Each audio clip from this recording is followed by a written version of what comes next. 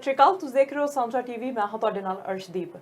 ਅਸੀਂ ਪੰਜਾਬੀ ਹਾਂ ਤੇ ਸਾਨੂੰ ਪੰਜਾਬੀ ਹੋਣ ਤੇ ਮਾਣ ਹੈ ਤੇ ਅਸੀਂ ਹੁਣ ਕੈਨੇਡਾ ਦੇ ਵਿੱਚ ਰਹਿੰਦੇ ਹਾਂ ਤੇ ਕੈਨੇਡਾ ਦੀ ਹਿਸਟਰੀ ਦੇ ਵਿੱਚ ਵੀ ਤੇ ਕੈਨੇਡਾ ਦੇ ਪ੍ਰੈਜ਼ੈਂਟ ਟਾਈਮ ਦੇ ਵਿੱਚ ਵੀ ਪੰਜਾਬੀਆਂ ਦਾ ਬਹੁਤ ਵੱਡਾ ਯੋਗਦਾਨ ਹੈ।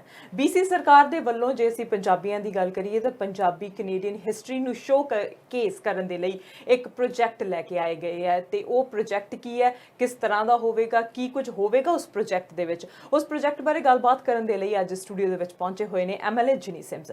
ਆ ਉਹਨਾਂ ਦਾ ਸਵਾਗਤ ਕਰਦੇ ਹਾਂ ਤੇ ਜਾਣਕਾਰੀ ਲੈਂਦੇ ਹਾਂ प्रोजेक्ट के बारे। जी सत श्री अकाल जी। सत श्री अकाल।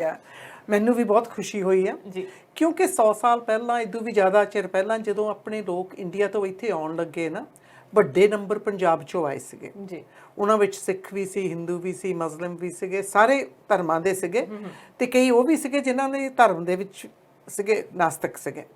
सो जिहड़े आए उन्हां ने इत्थे सैटलमेंट कीती ते उन्हां दा जिद्दां तुसीं किहा बहुत ही वड्डा योगदान हैगा आ। तो मैनू बहुत खुशी हुई है भी साडी सरकार ने $1.1 मिलियन ऐलान किया आ, जिहदे नाल वो जिहड़ी साडी हिस्टरी आ उहनूं कैप्चर किया जाऊगा। यह पैसा एबटसफोर्ड फाउंडेशन वालियां नूं जाऊगा तो एक एडवाइजरी कमेटी भी बनाई गई है। वो एडवाइजरी कमेटी काम करूगी तो फ्रेजर वैली यूनीवर्सिटी उन्हां दा साउथ एशियन स्टडी सैक्शन नाल भी उन्हां दे नाल भी पार्टनरशिप हैगी आ जी। बिल्कुल। सो वो प्रोजेक्ट के बारे BC गवर्नमेंट ने एक छोटी जी वीडियो रिलीज़ की है। क्यों ना अपने व्यूअर्स दे नाल पहला आपां वो वीडियो सांझी करिए ते फिर अगले क्वेश्चनस ते जांदे हां। हाँ जी। सो बिल्कुल तुहानूं दिखाउंदे आ वीडियो कि किस तरह दी जिहड़ी है हिस्टरी वो बनाई जाएगी कैनेडियन पंजाबीज़ दे लई।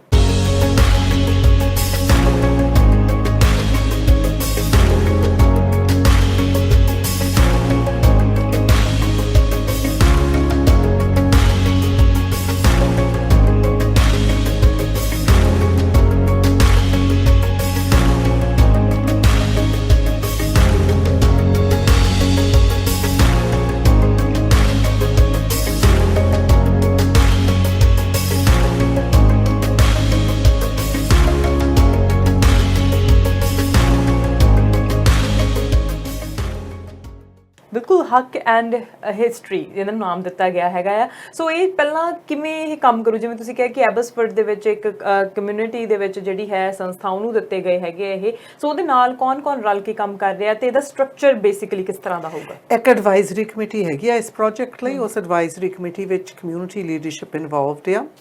उधरों Fraser Valley University South Asian Studies department उन्हां दी भी पूरी तरह इंगेजमेंट हैगी आ ते डॉक्टर बलबीर गर्ग वो भी इहदे विच काम कर रहे हैं, नाल लीड कर रहे हैं प्रोजेक्ट नूं। ते ये प्रोजेक्ट गवर्नमेंट दी नहीं, ये प्रोजेक्ट साडी कम्यूनिटी दी हैगी आ। इस करके सारियां दे कोल बहुत कुछ घर पिया आ, जां स्टोरियां दस्सण वालियां, जां बुक्कां पईयां, जां पुराने कपड़े पए आ, जां बहुत कुछ होना है जिहड़ा गां शेयर कर सकते हैं तो वो गां स्ट्रक्चर भी आ जाऊगा। पर इस वक्त सब तो ज़्यादा जरूरत हैगी और अपनी हिस्टरी जिहड़ी हैगी उहनूं संभालण दी, उहनूं डिजिटली कैप्चर करन दी। करके अजकल आपां जदों फोटोआं खिच्ची दियां आ अपने को डिजिटल हुंदियां आ। पुराने दिनां विच ओह ब्लैक एंड वाइट हुंदियां सीगियां, ओह बाजी वेले थोड़ी जिहा हुण खराब भी होईयां आ थ्रू एज। सो उहनां नूं रीसरफेस करना वो भी बहुत वधिया काम होऊगा। पर देखो ये हक ਜਾਂ ਸੱਚ ਹੈ ਵੀ ਹੱਕ ਜਿੰਨਾ ਹਿਸਟਰੀ ਦਾ ਬਾਕੀ ਲੋਕਾਂ ਦਾ ਇੱਥੇ ਆ, ਉਹ ਸੱਚ ਸਾਡਾ ਵੀ ਹੈਗਾ ਆ ਜੀ। ਬਿਲਕੁਲ। ਉਹ ਜਿਹੜਾ ਸੱਚ ਹੈਗਾ ਆ ਵੀ ਜੇ ਅਸੀਂ ਨਾ ਦੱਸੀਏ ਫਿਰ ਲੋਕਾਂ ਨੂੰ ਵੀ ਨਹੀਂ ਪਤਾ ਲੱਗਣਾ, ਦੂਸਰਿਆਂ ਨੂੰ ਤੇ ਸਾਡੇ ਬੱਚਿਆਂ ਨੂੰ ਵੀ ਨਹੀਂ ਪਤਾ ਲੱਗਣਾ ਜੀ। ਮੈਂ ਇੱਥੇ ਟੀਚਰ ਰਹੀ ਹਾਂ, ਅਸੀਂ ਹਿਸਟਰੀ ਪੜ੍ਹਾਈ ਦੀ ਸੀਗੀ। ਪਹਿਲੇ ਦਿਨਾਂ ਦੇ ਵਿੱਚ ਤਾਂ ਐਬੋਰੀਜਨਲ ਦਾ ਵੀ ਬਹੁਤ ਘੱਟ ਨਾਮ ਸੀਗਾ, ਜਿਹੜੇ ਇੰਡੀਜੀਨਸ ਲੋਕ ਜਿਨ੍ਹਾਂ ਦਾ ਇਹ ਧਰਤੀ ਸੀਗੀ ਜੀ। ਬਿਲਕੁਲ। ਸਭ ਤੋਂ ਜ਼ਿਆਦਾ ਫੋਕਸ ਸੀਗਾ ਯੂਰਪੀਅਨ ਹਿਸਟਰੀ ਦਾ। ਉੱਥੇ ਤਾਂ ਅਸੀਂ ਨੈਪੋਲੀਅਨਿਕ ਵੋਰ ਦਾ ਵੀ ਪੜ੍ਹ ਲਈਦਾ ਸੀਗਾ ਜਦੋਂ ਹਿਸਟਰੀ ਪੜ੍ਹੀ ਦੀ ਸੀਗੀ। ਪਰ ਇੱਥੇ ਜੋ ਕੁਛ ਬਾਕੀ ਕਮਿਊਨਿਟੀਜ਼ ਦਾ ਦੇਣ ਸੀਗਾ ਉਹਦਾ ਇੰਨਾ ਹੈ ਨਹੀਂ ਸੀਗਾ। ਜਦੋਂ ਠੋਕ ਹੁੰਦਾ ਸੀਗਾ ਵੀ ਕੌਣ ਕੌਣ ਇੱਥੇ ਆਇਆ, ਕਿੱਦਾਂ ਸਾਡਾ ਮੁਲਕ ਮਜ਼ਬੂਤ ਬਣਿਆ, ਬਸ ਯੂਰਪੀਅਨ ਹੀ ਦਿਖਦੇ ਸੀ। ਤੇ ਫਿਰ ਥੋੜ੍ਹਾ ਚਾਈਨੀਜ਼ ਖਾਲਣ ਲੱਗ ਪਏ, ਪਰ ਬਹੁਤ ਘੱਟ ਆਪਣੀ ਕਮਿਊਨਿਟੀ ਵਿੱਚੋਂ ਸੀਗਾ।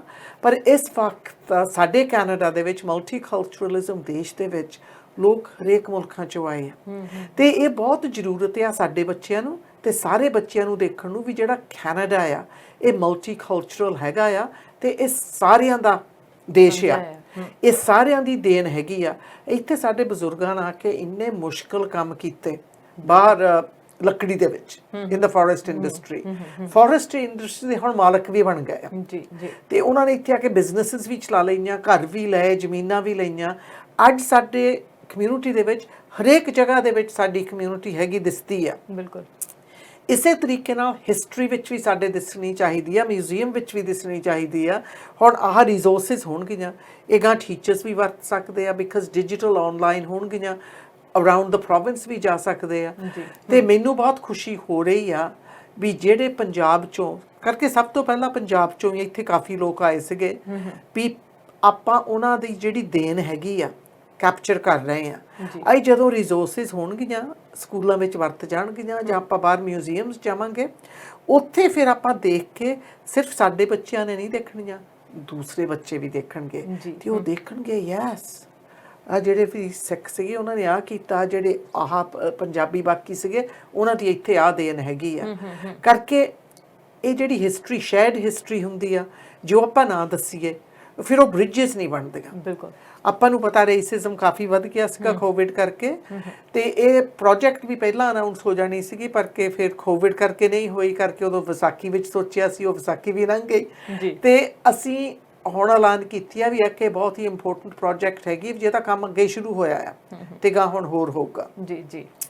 ਪਰ ਦੂਸਰੀ ਆ ਵੀ ਬਹੁਤ ਜ਼ਰੂਰੀ ਹੋ ਗਿਆ ਵੀ ਅਸੀਂ ਇੱਕ ਦੂਸਰੇ ਨੂੰ ਸਮਝੀਏ, ਇਹ ਨਾ ਸੋਚੀਏ ਵੀ ਕਿਉਂਕਿ ਕੋਈ ਚਾਈਨੀਜ਼ ਲੱਗਦਾ ਆ ਜਾਂ ਕੋਈ ਪੰਜਾਬੀ ਲੱਗਦਾ ਆ ਜਾਂ ਕੋਈ ਫਿਲੀਪੀਨੋ ਲੱਗਦਾ ਆ ਵੀ ਉਹ ਇਸ ਮੁਲਕ ਦੇ ਹੈ ਨਹੀਂ, ਉਹ ਵੀ ਇਸ ਮੁਲਕ ਦੇ ਆ, ਉਹਨਾਂ ਦੇ ਵੀ ਉਨੇ ਹੀ ਹੱਕ ਆ ਜਿਹੜੇ ਇੰਗਲੈਂਡ ਤੋਂ ਆਏ ਆ ਜਾਂ ਇਟਲੀ ਤੋਂ ਆਏ ਆ ਜਾਂ ਹੋਰ ਮੁਲਕਾਂ ਚੋਂ ਆਏ ਆ। ਜੀ ਬਿਲਕੁਲ ਬਿਲਕੁਲ। ਜਿਵੇਂ ਤੁਸੀਂ ਦੱਸਿਆ ਕਿ ਸਾਡਾ ਵਿਰਸਾ ਸੱਚੀ ਮਹਾਨ ਹੈਗਾ ਸੀ। ਕਮਗਟਮਰੂ ਦੀ ਗੱਲ ਕਰ ਲਈਏ, ਹੁਣ ਬਹੁਤਿਆਂ ਨੂੰ ਪਤਾ ਲੱਗ ਗਿਆ ਕਿ ਕਮਗਟਮਰੂ ਕੀ ਸੀਗਾ, ਕਿਉਂਕਿ ਹੁਣ ਸਟਰੀਟ ਉਸ ਤਰ੍ਹਾਂ ਨਾਲ ਐਸਟੈਬਲਿਸ਼ ਹੋ ਗਈਆਂ ਨੇ। ਪਰ ਵੱਖ-ਵੱਖ ਤਰ੍ਹਾਂ ਦੇ ਪੰਜਾਬ ਦੇ ਵਿੱਚੋਂ ਵੀ ਵੱਖ-ਵੱਖ ਤਰ੍ਹਾਂ ਦੇ ਕਲਚਰ ਨੂੰ ਲੈ ਕੇ ਵੱਖ-ਵੱਖ ਤਰ੍ਹਾਂ ਦੀਆਂ ਚੀਜ਼ਾਂ, ਜੇ ਹੁਣ ਅਸੀਂ ਪੰਜਾਬ ਦੇ ਵਿੱਚ ਹੀ ਗੱਲ ਕਰੀਏ, ਮਾਝਾ, ਮਾਲਵਾ, ਦੁਆਬਾ, ਉੱਥੋਂ ਦੇ ਲੋਕ ਆਏ ਨੇ, ਉਹ ਆਪਣਾ ਡਿਫਰੈਂਟ ਤਰ੍ਹਾਂ ਦੀ ਬੋਲੀ ਲੈ ਕੇ ਆਏ ਨੇ। ਕਿਸ ਤਰ੍ਹਾਂ ਦੀ ਬੋਲੀ ਹੈ, ਪੰਜਾਬੀ ਬੋਲੀ ਹੈ। ਸੋ ਆਪਣਾ ਜਿਵੇਂ ਕੰਟਰੀਬਿਊਸ਼ਨ ਹੈਗਾ ਆ, ਜਿਵੇਂ ਹੁਣ ਗਵਰਨਮੈਂਟ ਨੇ ਇਹ ਅਨਾਉਂਸ ਕੀਤਾ ਹੈ ਕਿ ਹੁਣ ਜਿਹੜੇ BC ਦੇ ਲੋਕ ਹੈਗੇ ਆ, ਪੰਜਾਬੀ ਲੋਕ, ਉਹ ਵੀ ਆਪਣਾ ਕੰਟਰੀਬਿਊਸ਼ਨ ਪਾ ਸਕਦੇ ਆ। ਜਿਵੇਂ ਤੁਸੀਂ ਗੱਲ ਕੀਤੀ ਕਿ ਆਪਣੇ ਘਰ ਦੇ ਵਿੱਚ ਪਿਕਚਰਸ ਹੈਗੀਆਂ ਨੇ ਜਾਂ ਕੋਈ ਵੀ ਚੀਜ਼ ਇਦਾਂ ਦੀ ਹੈ ਜੋ ਵਿਰਸੇ ਨੂੰ ਦਰਸਾਉਂਦੀ ਹੈ, ਸੋ ਉਹ ਚੀਜ਼ਾਂ ਵੀ ਜਿਹੜੇ ਕੰਟਰੀਬਿਊਸ਼ਨ ਕੀਤੀ ਜਾ ਸਕਦੀ ਆ। ਜਿਹੜੀ ਹੈ ਨਾ ਆਪਣੀ ਗਾਈਡਿੰਗ ਐਡਵਾਈਜ਼ਰੀ ਕਮੇਟੀ ਆ, ਉਹ ਮੈਨੂੰ ਪੂਰੀ ਉਮੀਦ ਹੈਗੀ ਵੀ ਕਮਿਊਨਿਟੀ ਵੱਲ ਨੂੰ ਦੇਖਣਗੇ। ਅੱਗੇ ਬਹੁਤ ਕੁਛ ਆਪਣੀ ਕਮਿਊਨਿਟੀ ਕਰ ਰਹੀ ਹੈ, ਕਮਗਟਮਰੂ ਤੇ ਦ 100 Year Journey ਤੇ ਵੀ ਆਪਾਂ ਕੀ ਕੁਛ ਕੀਤਾ ਇੱਥੇ। ਪਰ ਆ ਜਿਹੜਾ ਹੈਗਾ, these are digital and real resources for museums and to be used in the classroom। ਇਹਦੇ ਵਿੱਚ ਇਹ ਜ਼ਿਆਦਾ ਮੈਨੂੰ ਖੁਸ਼ੀ ਹੁੰਦੀ ਆ ਵੀ ਜਿਹੜਾ ਅਸੀਂ ਡਿਜੀਟਲਾਈਜੇਸ਼ਨ ਕਰ ਲੈਣਾ, ਵੀ ਜਿਹੜੀ ਹਿਸਟਰੀ ਆ ਉਹਨੂੰ ਕੈਪਚਰ ਕਰ ਲੈਣਾ ਆ।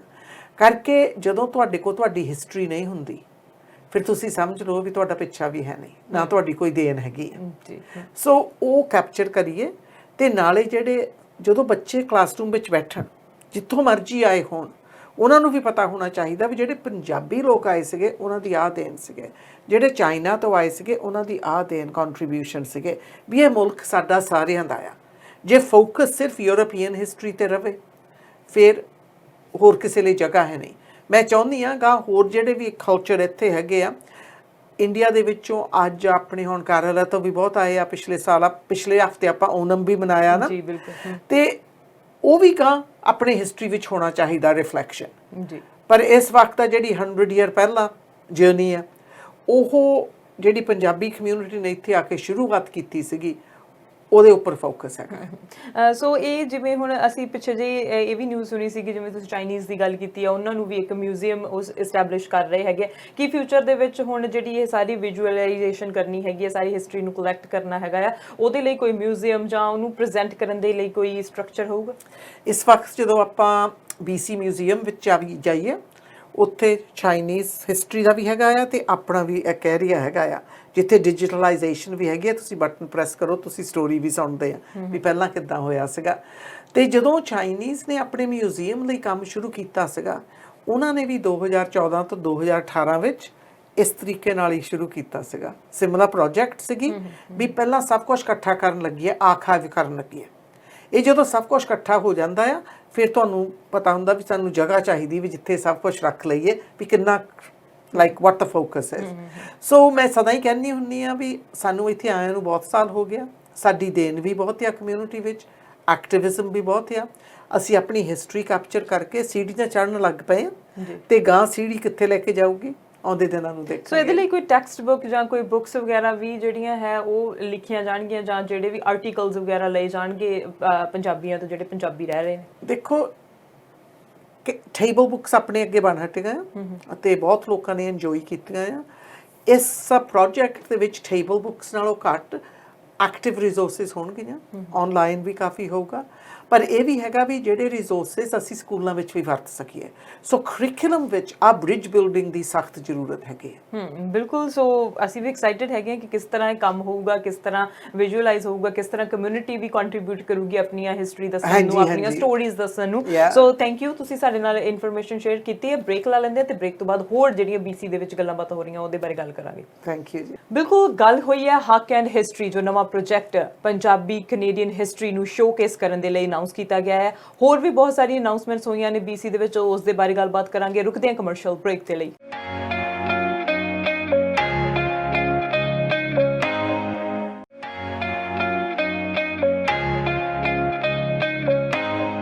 Welcome back after a short break. You are watching Sanjha TV ਤੇ ਸਾਂਝਾ TV ਦੇ ਉੱਤੇ ਗੱਲਬਾਤ ਹੋ ਰਹੀ ਹੈ ਜਨੀ ਸਿਮਸ ਦੇ ਨਾਲ। ਸੋ ਜਨੀ, ਜਿੱਦਾਂ ਹੁਣ ਤੁਸੀਂ ਪ੍ਰੋਜੈਕਟ ਦੇ ਬਾਰੇ ਗੱਲ ਕੀਤੀ ਹੈਗੀ ਹੈ ਕਿ ਪੰਜਾਬੀਆਂ ਦੇ ਲਈ, ਪੰਜਾਬੀਆਂ ਦੀ ਹਿਸਟਰੀ ਨੂੰ ਸੰਭਾਲਣ ਦੇ ਲਈ, ਖਾਸ ਕਰਕੇ ਜਿਹੜੇ ਸਾਡੇ ਨੌਜਵਾਨ ਬੱਚੇ ਹੋਣਗੇ ਆ ਜਾਂ ਜਿਹੜੇ ਫਿਊਚਰ ਦੇ ਵਿੱਚ ਛੋਟੇ ਬੱਚੇ ਹੋਣਗੇ, ਚਾਹੇ ਉਹ ਕਿਸੇ ਵੀ ਕਮਿਊਨਿਟੀ ਦੇ ਹੋਣ, ਉਹਨਾਂ ਨੂੰ ਦੱਸਣ ਨੂੰ ਕਿ ਸਾਡਾ ਵਿਰਸਾ ਕਿੰਨਾ ਮਹਾਨ ਸੀਗਾ, ਕੀ ਕੰਟਰੀਬਿਊਸ਼ਨ ਕੀਤਾ ਹੈਗਾ ਆ ਅਸੀਂ ਕੈਨੇਡਾ ਦੀ ਹਿਸਟਰੀ ਦੇ ਵਿੱਚ, ਖਾਸ ਕਰਕੇ ਕਿਉਂਕਿ ਬਹੁਤ ਸਾਰੀਆਂ ਸਟਰਗਲਸ ਰੇਸਿਜ਼ਮ ਦਾ ਜਿਹੜਾ ਹੈਗਾ ਸਾਹਮਣਾ ਕਰਨਾ ਪੈਂਦਾ।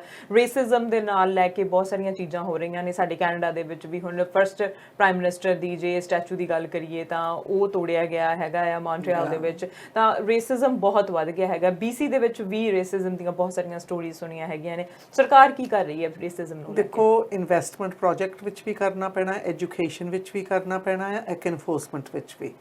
ਇੱਕ ਜਿਹੜਾ ਸਿਸਟੈਮਿਕ ਰੇਸਿਜ਼ਮ ਆ ਉਹ ਤਾਂ ਗਵਰਨਮੈਂਟ ਵਾਈਡ, ਸਿਸਟਮ ਵਾਈਡ ਬਦਲਣਾ ਪੈਣਾ ਆ। ਇਹ ਕਾਫੀ ਡਾਇਰੈਕਸ਼ਨ ਦਿੱਤੇ ਆ ਪ੍ਰੀਮੀਅਰ ਨੇ ਵੀ ਜਿਹੜੀ ਵੀ ਹਾਇਰਿੰਗ ਵੀ ਹੋਵੇ, ਜਿਹੜੇ ਬੋਰਡ ਅਪਾਇੰਟਮੈਂਟਸ ਵੀ ਹੋਣ, ਸਭ ਕੁਝ ਬੈਲੈਂਸਡ ਹੋਵੇ। ਤੇ ਨਾਲੇ ਸਾਨੂੰ ਸਾਡੀ ਸਿਸਟਮ ਦੇ ਵਿੱਚ ਦੇਖਣਾ ਪੈਣਾ ਵੀ ਕਿੱਥੇ ਬੈਰੀਅਰਸ ਹੈਗੇ ਆ, ਕਿੱਥੇ ਬੈਰੀਅਰਸ ਹੈਗੇ ਆ ਜਿਹੜੇ ਵੀ ਲੋਕਾਂ ਨੂੰ ਗਾਂ ਪ੍ਰਮੋਸ਼ਨ ਲੈ ਕੇ ਗਾਂ ਨਹੀਂ ਜਾਣ ਦਿੰਦੇ। ਪਰ ਸਭ ਤੋਂ ਵੱਡੀ ਗੱਲ ਹੈਗੀ ਆ racism, education. It starts with education ਤੇ ਫਿਨਿਸ਼ ਵੀ ਐਜੂਕੇਸ਼ਨ ਨਾਲ ਹੀ ਹੁੰਦੀ ਆ। ਜੀ।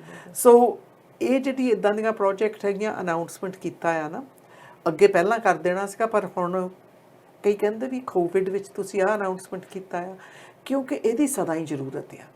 ਸਾਡੇ ਬੱਚਿਆਂ ਨੇ ਹੁਣ ਸਕੂਲਾਂ ਨੂੰ ਵਾਪਸ ਜਾਣਾ ਹੈ ਜੀ। ਯਾ ਬਹੁਤ ਜ਼ਰੂਰਤ ਹੈਗੀ ਜਦੋਂ ਸਾਡੇ ਬੱਚੇ ਸਕੂਲ ਜਾਣ, ਜਦੋਂ ਉਹ ਹਿਸਟਰੀ ਪੜ੍ਹਨ ਗਾ ਆਉਣ ਵਾਲੇ ਦਿਨਾਂ ਵਿੱਚ ਉਹ ਆਪਣਾ ਵੀ ਚਿਹਰਾ ਉੱਥੇ ਦੇਖਣ। ਜਦੋਂ ਮੈਂ ਪੜ੍ਹਾਉਂਦੀ ਹੁੰਦੀ ਸੀ, ਮੈਂ ਸਦਾ ਹੀ ਕਹਿੰਦੀ ਹੁੰਦੀ ਸੀਗੀ ਵੀ ਜਿਹੜੇ ਟੀਚਰ ਮੋਹਰੇ ਖੜੇ ਆ ਨਾ, ਉਹਨਾਂ ਨੂੰ ਵੀ ਉਹਨਾਂ ਦੇ ਵਿੱਚ ਉੱਦਾਂ ਦੀ ਡਾਈਵਰਸਿਟੀ ਹੋਣੀ ਚਾਹੀਦੀ ਜਿੱਦਾਂ ਜਿਹੜੇ ਬੱਚੇ ਅਸੀਂ ਪੜ੍ਹਾਉਂਦੇ ਆ ਉਹਨਾਂ ਦੇ ਵਿੱਚ ਹੈਗੇ ਆ। ਇਹ ਨਹੀਂ ਵੀ ਤੁਸੀਂ ਪੰਜਾਬ ਤੋਂ ਆ, ਤੁਸੀਂ ਸਿਰਫ ਪੰਜਾਬੀਆਂ ਬੱਚਿਆਂ ਨੂੰ ਪੜ੍ਹਾਵੋ, ਬਿਲਕੁਲ ਨਹੀਂ। ਪਰ ਇਹ ਆ ਵੀ ਸਾਡੇ ਮੂਹਰੇ ਪੰਜਾਬੀ ਵੀ ਖੜੇ ਦਿਸਣੇ ਚਾਹੀਦੇ ਆ, ਚਾਈਨੀਜ਼ ਵੀ, ਫਿਲੀਪੀਨੋਜ਼ ਵੀ, ਯੂਰਪੀਅਨ ਵੀ, ਸਾਰੇ ਦਿਸਣੇ ਚਾਹੀਦੇ, ਫਰਸਟ ਨੇਸ਼ਨਸ ਵੀ, ਕਿਉਂਕਿ ਇਹ ਸਾਡੀ ਡਾਈਵਰਸਿਟੀ ਆ। ਜਦੋਂ ਤੁਸੀਂ ਇੱਕ ਦੂਸਰੇ ਨੂੰ ਜਾਣ ਲੈਂਦੇ ਆ, ਫਿਰ ਜਿਹੜੀ ਰੇਸਿਜ਼ਮ ਹੈ ਥੋੜੀ ਮੁਸ਼ਕਲ ਹੋ ਜਾਂਦੀ ਆ। It's getting to know people. ਜੀ ਬਿਲਕੁਲ। ਰੇਸਿਜ਼ਮ ਦੇ ਨਾਲ ਨਾਲ ਹੁਣ ਤੁਸੀਂ ਸਕੂਲਾਂ ਦੀ ਗੱਲ ਕੀਤੀ ਕਿ ਬੱਚੇ ਬੈਕ ਟੂ ਸਕੂਲ ਜਾ ਰਹੇ ਆ। ਬੈਕ ਟੂ ਸਕੂਲ ਜਿਹੜਾ ਹੈ 10 ਤਰੀਕ ਤੋਂ ਸਾਡੇ ਸਕੂਲ ਖੁੱਲ ਜਾਣੇ ਹੈਗੇ ਆ। ਨਵਾਂ ਮਾਡਲ ਵੀ ਹੁਣ ਸਾਡੇ ਐਜੂਕੇਸ਼ਨ ਮਿਨਿਸਟਰ ਨੇ ਦੇ ਦਿੱਤਾ ਕਿ ਤੁਸੀਂ ਹਾਈਬ੍ਰਿਡ ਮਾਡਲ ਦੇ ਅੰਡਰ ਜਾ ਕੇ ਪੜ੍ਹਾ ਸਕਦੇ ਹੈਗੇ ਆ ਬੱਚਿਆਂ ਨੂੰ। ਇੱਕ ਹੋਰ ਨਵੀਂ ਅਨਾਉਂਸਮੈਂਟ ਹੋਈ ਹੈ ਕਿ ਹੁਣ ਕੁਝ ਨਵੀਆਂ ਤਬਦੀਲੀਆਂ, ਕੁਝ ਨਵੀਆਂ ਚੇਂਜਸ ਹੋਈਆਂ ਨੇ। ਦੇਖੋ, ਪਹਿਲਾਂ ਤਾਂ ਮੈਂ ਬਹੁਤ ਸ਼ਹਿ ਦਿੰਦੀ ਹਾਂ ਸਰੀ ਸਕੂਲ ਡਿਸਟ੍ਰਿਕਟ ਨੂੰ, ਜਿਨ੍ਹਾਂ ਨੇ ਸਰੀ ਟੀਚਰਸ ਐਸੋਸੀਏਸ਼ਨ ਨਾਲ, QP ਦੇ ਨਾਲ ਤੇ ਪੇਰੈਂਟਸ ਦੇ ਨਾਲ ਮਿਲ ਕੇ ਬਹੁਤ ਵਧੀਆ ਕੰਮ ਕੀਤਾ ਆ। ਸਰੀ ਦਾ ਜਿਹੜਾ ਪਲਾਨ ਨੇ, ਬੈਕ ਟੂ ਸਕੂਲ ਪਲਾਨ ਆ, ਬਲੈਂਡਡ ਮਾਡਲ ਆ, ਤੇ ਹਾਈ ਸਕੂਲ ਦੇ ਵਿੱਚ ਵੀ ਉਹਨਾਂ ਨੇ ਬਬਲ 60 ਰੱਖਿਆ ਹੈ, ਰਾਈਟ। ਤੇ ਹੁਣ ਪੇਰੈਂਟਸ ਕੋਲ ਚੋਇਸ ਹੈਗੀ ਆ। PPEs ਵੀ ਹੋਣਗੇ ਉੱਥੇ, ਮਾਸਕਸ ਵੀ ਹੋਣਗੇ ਜਿਨ੍ਹਾਂ ਨੇ ਮਾਸਕ ਪਹਿਨਣੇ ਆ। ਪਰ ਦੇਖੋ, ਜਦੋਂ ਸਕੂਲ ਖੁੱਲ੍ਹਦੇ ਆ ਨਾ, ਪੇਰੈਂਟਸ ਸਦਾ ਹੀ ਐਂਕਸ਼ੀਅਸ ਹੁੰਦੇ, ਟੀਚਰਸ ਵੀ। ਪਰ ਇਸ ਵਕਤ ਸਕੂਲ ਖੁੱਲ੍ਹ ਰਹੇ ਆ 7-8 ਮਹੀਨੇ ਤੋਂ ਬਾਅਦ। ਇਸ ਕਰਕੇ ਇੱਕ ਕੋਵਿਡ ਪੈਂਡੈਮਿਕ ਵਿੱਚ ਆਪਾਂ ਹਾਲੇ ਹੈਗੇ ਆ। ਸੋ ਜੇ ਆਪਾਂ ਸਾਇੰਸ ਨੂੰ ਸੁਣੀਏ, ਡੇਟਾ ਫੋਲੋ ਕਰੀਏ, ਜਿਸ ਤਰ੍ਹਾਂ ਡਾਕਟਰ ਬੋਨੀ ਹੈਨਰੀ ਕਹਿੰਦੀ ਆ, ਅਸੀਂ ਸਕੂਲ ਖੋਲ੍ਹਣਾ ਚਾਹੁੰਦੇ ਹਾਂ ਪਰਹੇਜ਼ ਕਰਕੇ। ਪੇਰੈਂਟਸ ਨੂੰ ਇੱਕ ਸਰਵੇ ਹੈਗੀ ਆ, ਉਹ ਫਿਲ ਕਰਨੀ ਪੈਣੀ ਆ। ਮੈਂ ਸਾਰਿਆਂ ਦੇ ਮੂਹਰੇ ਬੇਨਤੀ ਕਰਦੀ ਹਾਂ, ਪਲੀਜ਼ ਇਸ ਸਰਵੇ ਨੂੰ ਫਿਲ ਕਰੋ, ਕਰਕੇ ਉਹਦੇ ਵਿੱਚ ਤੁਸੀਂ ਦੱਸ ਸਕਦੇ ਆ ਵੀ ਤੁਸੀਂ ਆਪਣੇ ਬੱਚੇ ਨੂੰ ਕਿੰਨੇ ਦਿਨਾਂ ਵਿੱਚ ਸਕੂਲ ਵਿੱਚ ਭੇਜਣਾ ਆ, ਕਿੰਨਾ ਤੁਸੀਂ ਆਨਲਾਈਨ ਲਾਣਾ ਆ, ਜੇ ਤੁਸੀਂ ਫੁੱਲ ਟਾਈਮ ਉਹਨਾਂ ਨੂੰ ਹਾਲੇ ਘਰ ਰੱਖਣਾ ਆ। ਇਹ ਪੈਰੈਂਟ ਦਾ ਕੰਫਰਟੇਬਲ ਲੈਵਲ ਹੋਣਾ ਚਾਹੀਦਾ ਆ। ਪਰ ਇਸ ਹਫਤੇ ਮੈਂ ਬਹੁਤ ਬੱਚਿਆਂ ਨੂੰ ਮਿਲੀ ਆ, ਜਦੋਂ ਮੈਂ ਬੱਚਿਆਂ ਨੂੰ ਪੁੱਛਦੀ ਆ ਜੀ ਹਾਊ ਡੂ ਯੂ ਫੀਲ, ਕਹਿੰਦੇ we're excited they want to go to school। ਕਾਫੀ ਪੈਰੈਂਟਸ ਵੀ ਐਕਸਾਈਟਿਡ ਆ ਤੇ ਟੀਚਰਸ ਵੀ ਕਾਫੀ ਐਕਸਾਈਟਿਡ ਹੈਗੇ ਆ। ਪਰ ਇਸ ਵਕਤ ਤੋਂ ਜਿਹੜਾ ਡਰ ਹੈਗਾ ਆ ਨਾ, ਕੋਈ ਨਹੀਂ ਚਾਹੁੰਦਾ। ਇਹ ਨਵੀਂ ਪੈਂਡੇਮਿਕ ਹੈਗੀ ਆ, ਕਿਸੇ ਕੋ ਕੋਈ ਰੈਸਪੀ ਬੁੱਕ ਹੈ ਨਹੀਂ, ਕਿਸੇ ਕੋ ਕੋਈ ਮਿੱਠੀ ਗੋਲੀ ਹੈ ਨਹੀਂ। ਜਿਸ ਤਰ੍ਹਾਂ ਪ੍ਰੀਮੀਅਰ ਨੇ ਵੀ ਕਿਹਾ ਆ, this is the plan for ਨਾਓ। ਜੇ ਐਡਜਸਟ ਕਰਨਾ ਪਿਆ ਐਡਜਸਟ ਕਰਾਂਗੇ, ਜੇ ਥੋੜਾ ਸਖਤ ਕਰਨਾ ਪਿਆ ਸਖਤ ਕਰਾਂਗੇ। ਪਰ ਜਦੋਂ ਹੁਣ ਸਕੂਲ ਖੁੱਲ੍ਹਣੇ ਆ, ਪੈਰੈਂਟਸ ਨੂੰ ਜਿਹੜੀ ਚੋਇਸ ਮਿਲ ਗਈ ਉਹ ਬਹੁਤ ਵੱਡੀ ਗੱਲ ਆ। ਤੇ ਇੱਕ ਫੈਡਰਲ ਸਰਕਾਰ ਨੇ ਵੀ ਜਿਹੜਾ ਕਾਫੀ ਮਿਲੀਅਨਸ ਆਫ ਡਾਲਰਸ, 2.5 ਮਿਲੀਅਨ ਹੀ ਹੋ ਗਿਆ, 250+ ਮਿਲੀਅਨ ਡਾਲਰਸ ਜਿਹੜਾ ਵੀ ਦਿੱਤਾ ਆ ਸੂਬਿਆਂ ਨੂੰ, ਉਹਦੇ ਨਾਲ ਵੀ ਹੁਣ extra teachers, extra support staff, extra learning ਜਿੱਦਾਂ education assistants, extra janitorial staff, extra supplies, ਉਹਦੇ ਨਾਲ ਵੀ। ਤੇ ਅਸੀਂ ਵੀ 40+ ਮਿਲੀਅਨ ਪਹਿਲਾਂ ਹੀ ਵਿੱਚ ਪਾ ਦਿੱਤਾ ਸੀਗਾ। So it's all everybody wants to do this safely and wants to do it the best way। ਪਰ ਮੈਂ ਕਹੂੰਗੀ ਆਪਾਂ ਤਦ ਹੀ ਕਰ ਸਕਦੇ ਹਾਂ ਜੇ ਸਾਰੇ ਰਲ ਮਿਲ ਕੇ ਕੰਮ ਕਰੀਏ। ਜਿਵੇਂ ਅਸੀਂ ਰੇਸਿਜ਼ਮ ਦੀ ਵੀ ਗੱਲ ਕਰਦੇ ਹੈਗੇ ਆ, ਕੋਵਿਡ ਦੀ ਵੀ ਗੱਲ ਕਰਦੇ ਆ ਕਿ ਪੈਂਡੈਮਿਕ ਹੈਗਾ, ਪੈਂਡੈਮਿਕ ਦੇ ਦੌਰਾਨ ਹੀ ਜਿਹੜਾ ਰੇਸਿਜ਼ਮ ਹੈ ਉਹ ਹੋਰ ਵੱਧ ਗਿਆ ਹੈਗਾ ਆ। ਓਵਰਡੋਜ਼ ਦੀ ਵੀ ਅਸੀਂ ਗੱਲ ਕਰ ਲੈਂਦੇ ਆ। ਪਰ ਇੱਕ ਜਿਹੜੀ ਗੱਲ ਹੈਗੀ ਆ ਉਹ ਹਰ ਵਾਰੀ ਕਰਨੀ ਮੈਨੂੰ ਲੱਗਦਾ ਕਈ ਲੋਕ ਭੁੱਲ ਜਾਂਦੇ ਨੇ। ਹੁਣ ਅਸੀਂ ਕੱਲ੍ਹ ਹੀ ਸੁਣ ਕੇ ਹਟੇ ਹਾਂ ਕਿ ਵੈਨਕੂਵਰ ਦੇ ਵਿੱਚ ਜੋ ਵੈਨਕੂਵਰ ਦੇ ਮੇਅਰ ਹੈਗੇ ਉਹ ਵੀ ਕੰਸਰਨਡ ਹੈਗੇ ਆ ਹੋਮਲੈਸਨੈਸ ਨੂੰ ਲੈ ਕੇ। ਹੋਮਲੈਸ ਪੀਪਲ ਬਹੁਤ ਜ਼ਿਆਦਾ ਹੈਗਾ ਆ, ਜਿਵੇਂ ਪਾਰਕਾਂ ਦੇ ਵਿੱਚ ਹੈਗੇ ਆ। ਸੋ ਉਹਨਾਂ ਦੀ ਸਮੱਸਿਆ ਨੂੰ ਹੱਲ ਕਰਨ ਦੇ ਲਈ ਸਰਕਾਰ ਕੀ ਕਰ ਰਹੀ ਹੈ? ਦੇਖੋ, ਹੋਮਲੈਸ ਲਈ ਬਹੁਤ ਕੰਸਰਟਡ ਕੰਮ ਹੋ ਰਿਹਾ ਆ ਤੇ ਕਾਫੀ ਅਨਾਉਂਸਮੈਂਟ ਵੀ ਹੋ ਗਏ, ਕਾਫੀ ਬਿਲਡਿੰਗਸ ਵੀ ਹੋ ਗਈਆਂ। ਬਹੁਤ ਸਾਰੇ ਲੋਕ ਜਿਹੜੇ ਅੱਗੇ ਬਾਹਰ ਰਹਿੰਦੇ ਸੀਗੇ ਉਹਨਾਂ ਨੂੰ ਹੁਣ ਘਰ ਵੀ ਮਿਲ ਗਏ। ਆਪਾਂ ਸਰੀ ਵਿੱਚ ਦੇਖੀਏ 135 A ਸਟ੍ਰਿਪ, ਅੱਗੇ ਨਾਲੋਂ ਕਿੰਨੀ ਸੁਧਾਰ ਆ ਗਿਆ ਹੈ, ਪਰ ਹਾਲੇ ਵੀ ਬਹੁਤ ਕੰਮ ਕਰਨ ਵਾਲਾ ਹੈਗਾ ਆ। ਤੇ ਦੇਖੋ, ਜਿਹੜੇ ਲੋਕ ਸਟਰੀਟ ਤੇ ਹੁੰਦੇ ਆ ਉਹ ਸਿਰਫ ਹੋਮਲੈਸ ਦਾ ਇਸ਼ੂ ਨਹੀਂ ਹੁੰਦਾ, ਐਡਿਕਸ਼ਨਸ ਇਸ਼ੂਜ਼ ਵੀ ਹੁੰਦੇ ਆ, ਮੈਂਟਲ ਹੈਲਥ ਇਸ਼ੂਜ਼ ਵੀ ਹੁੰਦੇ ਆ। ਸੋ ਜੇ ਆਪਾਂ ਇਹਦਾ ਹੱਲ ਟੋਲਣਾ ਆ, ਸਿਰਫ ਹੋਮਿੰਗ ਦਾ ਨਹੀਂ, ਇਹ ਆ ਵੀ ਜਦੋਂ ਉਹਨਾਂ ਲਈ ਰੈਜ਼ੀਡੈਂਟਸ ਵੀ ਬਣਾਈਏ ਉਹਦੇ ਵਿੱਚ ਉਹਨਾਂ ਨੂੰ ਫੁੱਲ ਸਪੋਰਟ ਚਾਹੀਦੀ ਹੈ। ਤੇ ਆਪਾਂ ਨੂੰ ਓਪੀਓਇਡ ਕ੍ਰਾਈਸਿਸ ਵੀ ਆਪਾਂ ਨੂੰ ਪਤਾ ਬਹੁਤ ਵੱਡਾ ਮਸਲਾ ਹੈਗਾ ਆ। ਇਸ ਕਰਕੇ ਫੁੱਲ ਟਾਈਮ ਮਿਨਿਸਟਰ ਹੈਗਾ ਜਿਹਦਾ ਫੁੱਲ ਫੋਕਸ ਇਸ ਕੰਮ ਤੇ ਹੈ। ਜਿਵੇਂ BC ਦੀ ਸਰਕਾਰ ਦੀ ਅਸੀਂ ਗੱਲ ਕਰੀਏ, ਜੇ ਪੈਂਡੈਮਿਕ ਦੇ ਕੰਮ ਹੋ ਰਿਹਾ ਤੇ ਨਾਲ ਨਾਲ ਹੋਰ ਪ੍ਰੋਜੈਕਟ ਵੀ ਅਨਾਉਂਸ ਹੋ ਰਹੇ ਆ। ਜਿਵੇਂ ਅੱਜ ਵਾਲੇ ਪ੍ਰੋਜੈਕਟ ਦੀ ਗੱਲ ਕਰੀਏ ਜਾਂ ਅਸੀਂ ਪਾਸਟ ਦੇ ਵਿੱਚ ਚਲੇ ਜਾਈਏ, ਬਹੁਤ ਸਾਰੇ ਪ੍ਰੋਜੈਕਟ ਹੋਏ ਨੇ। ਹੁਣ ਬ੍ਰੌਡਵੇ ਸਬਵੇ ਪ੍ਰੋਜੈਕਟ ਵੀ ਜਿਹੜਾ ਹੈ ਅਨਾਉਂਸ ਹੋ ਚੁੱਕਿਆ ਹੈ ਪ੍ਰੀਮੀਅਰ ਦੇ ਵੱਲੋਂ। ਇਹ ਦੇਖੋ, ਅਨਾਉਂਸਮੈਂਟ ਤਾਂ ਪਹਿਲਾਂ ਹੀ ਹੋ ਹਟਿਆ। ਆਪਾਂ ਨੂੰ ਪਤਾ ਆ ਵੀ ਇਹ ਜਦੋਂ ਬਈ ਮੈਜ਼ ਨੇ ਆਪਣਾ ਪਲਾਨ ਅਪਰੂਵ ਕੀਤਾ ਸੀਗਾ, ਜਦੋਂ ਸਰੀ ਦੀ ਵੀ ਸਕਾਈ ਟ੍ਰੇਨ ਅਪਰੂਵ ਹੋਈ ਸੀਗੀ ਤੇ ਇੱਥੇ ਦੀਆਂ ਜਿਹੜੀਆਂ ਐਕਸਟਰਾ ਬੱਸਿਸ ਵੀ ਅਪਰੂਵ ਹੋਈਆਂ ਸੀਗੀਆਂ, ਉਦੋਂ ਹੀ ਮੈਜ਼ ਨੇ ਪਲਾਨ ਬਣਾਇਆ ਸੀਗਾ।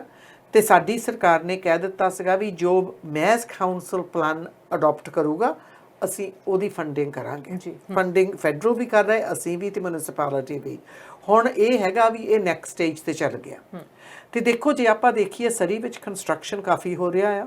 ਮੈਂ ਦੇਖਦੀ ਹਾਂ, ਮੈਂ ਬੇਸ਼ੱਕ ਦੀ ਸੰਡੇ ਨੂੰ ਵੋਕ ਤੇ ਜਾਵਾਂ, ਸੰਡੇ ਨੂੰ ਵੀ ਸਾਡੇ ਸਕੂਲਾਂ ਦੇ ਵਿੱਚ ਕੰਸਟਰਕਸ਼ਨ ਹੋ ਰਿਹਾ ਆ। ਬੇਸ਼ੱਕ ਦੀ ਸਾਊਥ ਸਰੀ 'ਚ ਹੋਵੇ, ਪੈਨੋਰਾਮਾ ਵਿੱਚ ਹੋਵੇ, ਹਾਊਸਿੰਗ ਦਾ ਵੀ ਬਹੁਤ ਕੰਸਟਰਕਸ਼ਨ ਹੋ ਰਿਹਾ ਇਸ ਵਕਤ। ਹੁਣ ਆਪਣੀ ਪਠਾਲੋ ਬ੍ਰਿਜ ਦਾ ਕੰਸਟਰਕਸ਼ਨ ਵੀ ਸ਼ੁਰੂ ਹੋ ਜਾਣਾ। ਉੱਧਰੋਂ ਬਰੋਡਵੇਅ ਦਾ ਵੀ ਅੱਜ ਐਲਾਨ ਕਰ ਦਿੱਤਾ ਆ, ਉਹ ਸਟੇਜ ਤੇ ਆ ਗਿਆ ਆ। ਸੋ ਐਕਨੋਮਿਕ ਗਰੋਥ ਲਈ ਬਹੁਤ ਪੋਟੈਂਸ਼ੀਅਲ ਹੈਗਾ ਆ। ਪਰ ਹਾਲੇ ਵੀ ਸਾਨੂੰ ਸਾਰਿਆਂ ਨੂੰ ਥੋੜਾ ਪਰਹੇਜ਼ ਰੱਖਣਾ ਪੈਣਾ ਆ, ਕਰਕੇ ਕੋਵਿਡ ਵਾਇਰਸ ਹਾਲੇ ਵੀ ਸਾਡੇ ਨਾਲ ਹੀ ਹੈ। ਕੋਵਿਡ ਦਾ ਮਾਡਲਿੰਗ ਜਿਹੜੀ ਨਵੀਂ ਬੋਨੀ ਹੈਨਰੀ ਨੇ ਕੱਲ ਸਾਨੂੰ ਦੱਸੀ ਹੈਗੀ ਕਿ ਕੀ ਕੁਝ ਨਵਾਂ ਹੋ ਰਿਹਾ। ਉਹਨਾਂ ਨੇ ਕਿਹਾ ਕਿ ਅਸੀਂ ਕ੍ਰਿਟੀਕਲ ਸਟੇਜ ਦੇ ਵਿੱਚ ਹੈਗੇ ਆ, ਕਿ ਜਦੋਂ ਅਸੀਂ ਪਹਿਲਾਂ ਬੈਂਡ ਕੀਤੀ ਸੀ ਕਰਵ, ਹੁਣ ਅਸੀਂ ਉਸ ਹਾਲਤ 'ਚ ਨਹੀਂ ਕਿ ਅਸੀਂ ਦੁਬਾਰਾ ਜਿਹੜੀ ਕਰਵ ਹੈਗੀ ਉਹਨੂੰ ਬੈਂਡ ਕਰ ਸਕੀਏ। ਪਰ ਹੁਣ ਲੋਕਾਂ ਨੂੰ ਕੀ ਕਰਨਾ ਚਾਹੀਦਾ ਤੁਹਾਡੇ ਮੁਤਾਬਿਕ, ਕਿਉਂਕਿ ਬਹੁਤ ਸਾਰੇ ਅਸੀਂ ਕੇਸ ਜਿਹੜੇ ਉਹ ਦੇਖ ਰਹੇ ਹਾਂ। ਇੱਕ ਦੇਖੋ, ਆਪਾਂ ਭੁੱਲ ਜਾਈਦਾ ਆ, ਹੱਥ ਧੋਵੋ। ਜਦੋਂ ਕਿਸੇ ਨਵਾਂ ਜਗ੍ਹਾ ਤੇ ਜਾਂਦੇ ਆ ਸੈਨੀਟਾਈਜ਼ਰ ਵਰਤੋ। ਮੈਂ ਤਾਂ ਹਾਲੇ ਤੱਕ ਵੀ ਵਾਈਪਸ ਮੇਰੀ ਕਾਰ ਵਿੱਚ ਹੀ ਰਹਿੰਦੇ ਆ ਜਾਂ ਬੈਗ ਦੇ ਵਿੱਚ ਹੁੰਦੇ ਆ, ਰਾਈਟ। ਤੇ ਇੱਕ ਜੇ ਤੁਸੀਂ ਸੋਸ਼ਲ ਡਿਸਟੈਂਸਿੰਗ ਬਹੁਤ ਜ਼ਰੂਰੀ ਹੈਗੀ ਆ, 6 ਫੀਟ। ਹੁਣ ਮੇਰੇ ਆਫਿਸ ਵਿੱਚ ਵੀ ਕੋਈ ਆਵੇ, ਅਸੀਂ ਹੱਸ ਕੇ ਇੱਦਾਂ ਕਰ ਦਈਦਾ ਆ, ਰਾਈਟ। 6 ਫੀਟ ਦੂਰ ਰਹੋ। ਆਪਣਾ ਸੋਸ਼ਲ ਬਬਲ ਹਾਲੇ ਵੀ ਛੋਟਾ ਰੱਖੋ। ਜੇ ਤੁਹਾਡਾ ਸੋਸ਼ਲ ਬਬਲ ਵਿੱਚ ਹੀ 100 ਬੰਦਾ ਆ, ਤੁਸੀਂ ਸਮਝੋ ਉਸ ਹਰੇਕ ਬੰਦੇ ਦਾ ਹੋਰ ਕੋਈ 100 ਬੰਦਾ ਆ, ਫਿਰ ਤਾਂ ਤੁਸੀਂ ਹਜ਼ਾਰਾਂ ਤੇ ਆ ਜਾਣਾ, ਰਾਈਟ। ਇੱਕ ਜਦੋਂ ਬਾਹਰ ਜਾਈਦਾ ਥੋੜਾ ਪਰਹੇਜ਼ ਰੱਖੋ, ਜਿੱਥੇ ਤੁਹਾਡੇ ਕੋਲ ਸੋਸ਼ਲ ਡਿਸਟੈਂਸਿੰਗ ਨਹੀਂ ਰੱਖ ਹੁੰਦੀ ਉੱਥੇ ਮਾਸਕ ਪਹਿਨੋ। ਜੇ ਤੁਹਾਡੀ ਸਿਹਤ ਨਹੀਂ ਠੀਕ, ਸਟੇ ਐਟ ਹੋਮ, ਪਰਹੇਜ਼ ਹੀ ਰੱਖ ਸਕਦੇ ਆ। ਪਰ ਇੱਕ ਜਿਹੜੀਆਂ ਪਾਰਟੀਆਂ ਥੋੜਾ ਜ਼ਿਆਦਾ ਹੀ ਹੋਣ ਲੱਗ ਪਈਆਂ ਸੀਗੀਆਂ, ਉਹਨਾਂ ਨੂੰ ਥੋੜਾ ਪਿੱਛੇ ਕਰਨਾ ਪੈਣਾ ਆ। ਸਾਰਿਆਂ ਦੇ ਮੂਹਰੇ ਇੱਕੋ ਹੀ ਬੇਨਤੀ ਹੈਗੀ ਆ, ਅੱਗੇ ਆਪਾਂ ਕੋਵਿਡ-19 ਨੂੰ ਬਹੁਤ ਵਧੀਆ ਤਰੀਕੇ ਨਾਲ ਸੰਭਾਲਿਆ ਸੀਗਾ ਤੇ ਸਾਡਾ ਸੂਬਾ ਮਿਸਾਲ ਬਣ ਗਿਆ ਸੀਗਾ ਦੂਸਰੇ ਮੁਲਕਾਂ ਲਈ। ਹੁਣ ਸਾਡੇ ਆ ਜਿਹੜੀ ਸਪਾਈਕ ਹੋ ਰਹੀ ਆ ਨਾ, ਇਹਨੂੰ ਆਪਾਂ ਨੂੰ ਥੱਲੇ ਲਿਆਉਣਾ ਪੈਣਾ, ਨਹੀਂ ਆ ਗਾਂ ਫਲੂ ਸੀਜ਼ਨ ਆ ਜਾਣਾ, ਰੈਸਪੀਰੇਟਰੀ ਸੀਜ਼ਨ ਉਹਨੂੰ ਕਹਿੰਦੇ ਆ, ਜਦੋਂ ਕਾਫੀ ਕੋਲਡਸ, ਫਲੂ, ਬਗਸ ਜੇ ਹੁੰਦੇ ਆ।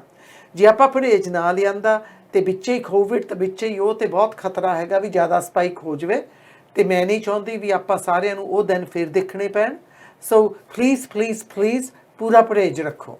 ਬਿਲਕੁਲ। ਸੋ ਕੋਵਿਡ-19 ਕਿਤੇ ਗਿਆ ਨਹੀਂ ਹੈ, ਇੱਥੇ ਹੀ ਹੈਗਾ ਆ। ਸੋ ਹੋਰ ਬਹੁਤ ਸਾਰੇ ਪ੍ਰੋਜੈਕਟਸ ਤੇ ਕੰਮ ਹੋ ਰਿਹਾ ਹੈਗਾ ਆ। ਤੁਸੀਂ ਆਲਵੇਜ਼ ਸਾਨੂੰ ਇਨਫੋਰਮੇਸ਼ਨ ਦਿੰਦੇ ਆ ਕਿ ਕੀ ਕੁਝ ਹੋ ਰਿਹਾ BC ਦੇ ਵਿੱਚ, ਉਹਦੇ ਲਈ ਤੁਹਾਡਾ ਧੰਨਵਾਦ। ਲਾਸਟ ਮੈਸੇਜ ਕੀ ਹੈ ਤੁਹਾਡਾ? ਮੇਰੀ ਤਾਂ ਅੱਜ ਕੱਲ੍ਹ ਇੱਕੋ ਹੀ ਮੈਸੇਜ ਹੁੰਦੀ ਆ ਵੀ ਕੋਵਿਡ ਕਿਤੇ ਗਿਆ ਨਹੀਂ, ਹਾਲੇ ਇੱਥੇ ਹੀ ਹੈਗਾ ਆ। ਇਹ ਸਾਡੇ ਸਾਰਿਆਂ ਦੇ ਵੱਸ ਵਿੱਚ ਹੈਗਾ ਆ। ਹੁਣ ਫਾਈਨਸ ਵੀ ਲੱਗ ਰਹੇ ਆ, ਪਰ ਮੈਂ ਇਹ ਨਹੀਂ ਕਹਿੰਦੀ ਵੀ ਫਾਈਨਸ ਕਰਕੇ ਹਟੋ, ਇਹ ਕਰਕੇ ਹਟੋ ਵੀ ਅਸੀਂ ਕਹਾਂ ਆਪਣੇ ਬੱਚਿਆਂ ਦਾ, ਆਪਣੇ ਪੇਰੈਂਟਸ ਦਾ, ਆਪਣੇ ਗ੍ਰੈਂਡ ਪੇਰੈਂਟਸ ਦਾ, ਆਪਾਂ ਆਪਣੀ ਕਮਿਊਨਿਟੀ ਦਾ ਖਿਆਲ ਰੱਖੀਏ ਤੇ ਇਕਨੋਮੀ ਦਾ ਧਿਆਨ ਰੱਖੀਏ। ਕਿਉਂਕਿ ਜੇ ਸਪਾਈਕ ਹੋ ਗਈ ਫਿਰ ਹੈਲਥ ਕੇਅਰ ਤੇ ਸਿਸਟਮ ਤੇ ਵੀ ਬਹੁਤ ਭਾਰਾ ਬੋਝ ਪੈਣਾ ਆ, ਤੇ ਨਾਲੇ ਸਭ ਤੋਂ ਜ਼ਿਆਦਾ ਸਾਡੀ ਇਕਨੋਮੀ ਤੇ ਵੀ ਬਹੁਤ ਅਸਰ ਪੈਣਾ ਆ। ਆਓ ਆਪਾਂ ਰਲ ਮਿਲ ਕੇ ਆਪਣੀ ਕਰਵ ਨੂੰ ਇੱਕ ਵਾਰੀ ਫਿਰ ਫਲੈਟਨ ਕਰੀਏ। ਥੈਂਕ ਯੂ ਸੋ ਮਚ ਜਿਨੀ। ਥੈਂਕ ਯੂ ਜੀ। ਬਿਲਕੁਲ, ਅੱਜ ਕੱਲ੍ਹ ਬਾਤ ਹੋਈ MLA ਜਿਨੀ ਸਿਮਸ ਦੇ ਨਾਲ, ਜਿਨ੍ਹਾਂ ਨੇ ਸਾਨੂੰ ਨਵੇਂ ਪ੍ਰੋਜੈਕਟ ਦੇ ਨਾਲ ਹੋਰ ਵੀ ਬਹੁਤ ਸਾਰੀ ਇਨਫੋਰਮੇਸ਼ਨ ਦਿੱਤੀ। ਪਰ ਲਾਸਟ ਦੇ ਉੱਤੇ ਇਹੀ ਗੱਲ ਆ ਜਾਂਦੀ ਹੈ ਕਿ ਆਪਣਾ ਖਿਆਲ ਰੱਖੋ, ਆਪਣੇ ਆਲੇ ਦੁਆਲੇ ਦਾ ਖਿਆਲ ਰੱਖੋ, ਗਾਈਡਲਾਈਨਸ ਨੂੰ ਫੋਲੋ ਕਰਦੇ ਰਹੋ। ਤਾਂ ਦੇਖਦੇ ਰਹੋ ਸਾਂਝਾ TV ਤੇ। ਮੈਨੂੰ ਦਿਓ ਇਜਾਜ਼ਤ। ਸਤਿ ਸ਼੍ਰੀ ਅਕਾਲ।